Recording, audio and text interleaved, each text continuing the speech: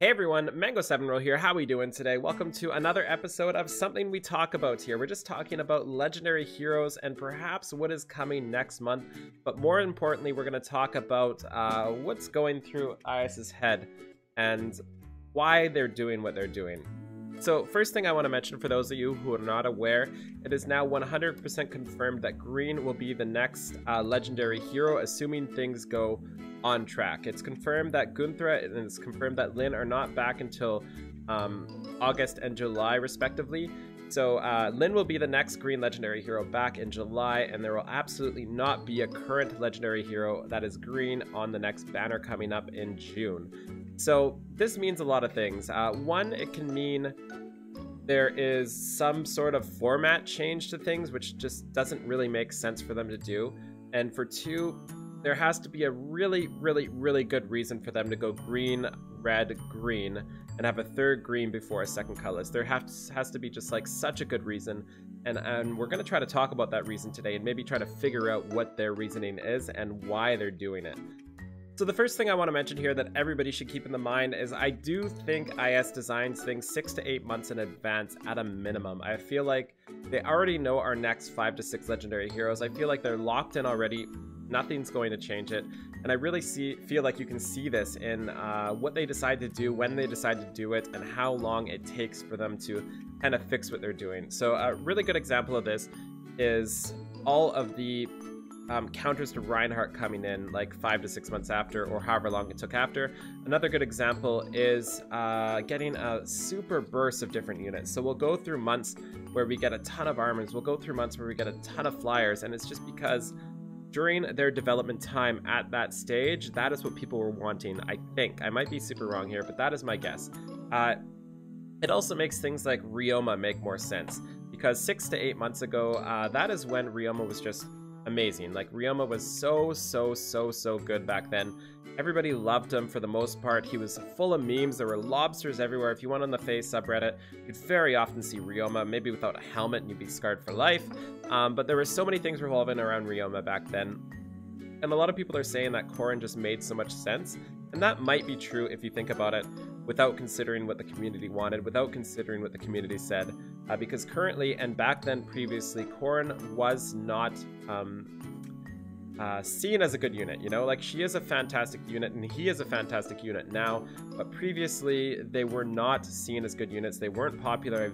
I very rarely saw pictures of them. So, long story short, way back then, they probably saw Ryoma kind of shining right now, and they decided to decide legendary around him. So that is my thought process there.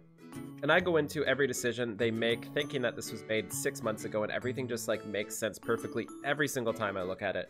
So I feel like they've had this in place for a long time, this order of legendary heroes, and I'm trying to figure out why. So one option I'm thinking about is that they are doing it for story-based relations.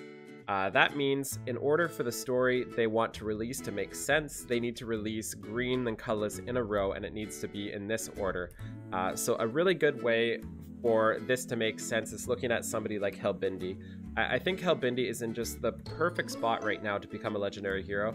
Obviously, we've only seen him very briefly, but we've also seen the good side about him already, and we've also seen his love towards certain things, and that kind of just implies that he's a good guy at heart, you know, and he might be put into a position where Ilger might be taken down, and he has a chance to rescue Ilger and get him out of there, just like his young brother or young sister, I can't remember which one it was, and save the day and come to us. So that's a very real possibility that the story arc is the reason for this green and colorless, because otherwise there's not much reason to do this.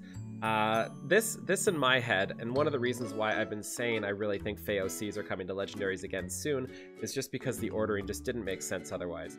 He also fits absolutely perfectly with the fire-based unit, and he also fits absolutely perfectly with the res-based unit.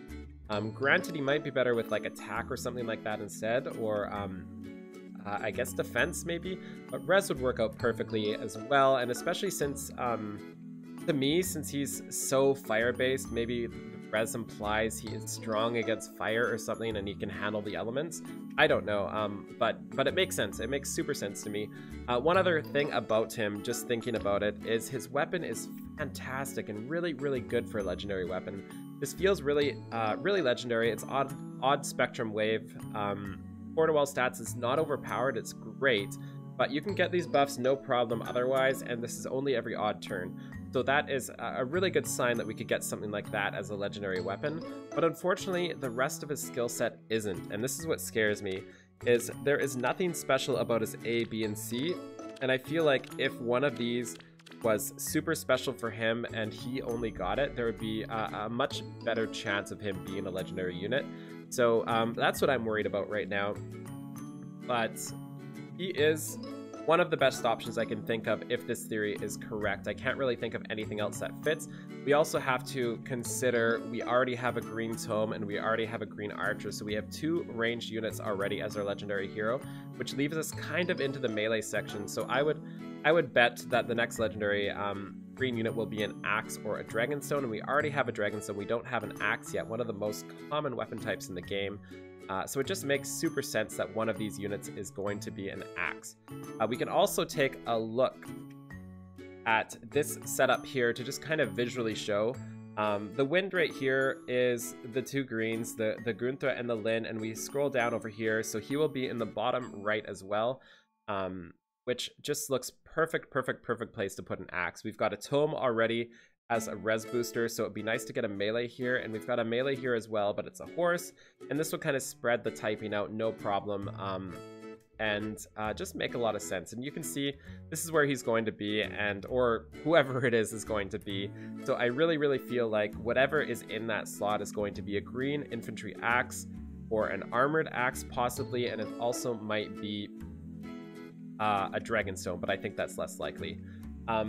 What this also means, if something like Helbindi here, who looks amazing by the way, he's such a cool dude, something like Helbindi here happens to, he's so brutal, happens to be the next legendary hero to fit with the storyline, like if they want to do the story like they did, I think it's also pretty possible that this one becomes the next colorless legendary hero, because Ilger is really awesome for what we've seen about her. She is great, and she looks great, and she looks like Fjorm, and I think it's very possible if it goes Helbindi, then it's very possible the next color is Ilger. It just makes so much sense from a story point of view that we saved her and Helbindi saved her and everything is fantastic. I do think she's going to be a healer, and I do think she's going to be on a Pegasus. Maybe it's just the boots that make me think that, or just her stature. She's the perfect Pegasus Knight stature. So I do think Ilger will be our first legendary flying healer. I know I'm like throwing the ball in a random direction, but I do think that's what it's going to be. So that's one thing, one route to go. Alternatively, they could do something super weird and just add Beastone units somehow. I don't know what element Beastones would fit into, but juggling up the elements like this just to get the first Beastone in correctly might be something they might do too. So we could see something ridiculous like that. Alternatively, they could have no reason for this, and they could just be putting something like a Hector in. A green legendary armor Hector would just be perfect. I really don't think they want to put a legendary in, a legendary axe unit in that isn't Hector. So that's also something I'm kind of considering. But most importantly here too, people seem to consider Hector not an option, or Veronica or Celica or Ephraim, I think, are the 4 not options because they're in CYL2 and it would be close, too close to the legendary hero to matter. But then I remind you that I really think they do these things 6 to 8 months in advance, and I feel like this hero was designed before the CYL Paul was even part of the system, before we even voted. So I don't know if that means anything. So I'm just sitting here trying to make sense of this whole thing, and I really encourage you guys to talk about this too, and let me know what you think in the comments below on Twitter, on Discord, all those things, which you should join, by the way.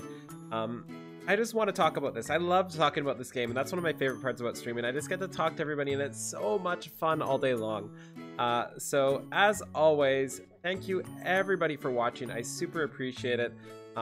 Feel free to like, comment, subscribe, as I said, and have a wonderful day. I will see everybody later, and hopefully in a month from now, we can retake a look at this video, and we can say Holy crap, Mango was right for one. So that'll be 1 in the Mango right column and like 90 in the Mango wrong column. So have a wonderful day, everybody. I'll see y'all later. Bye.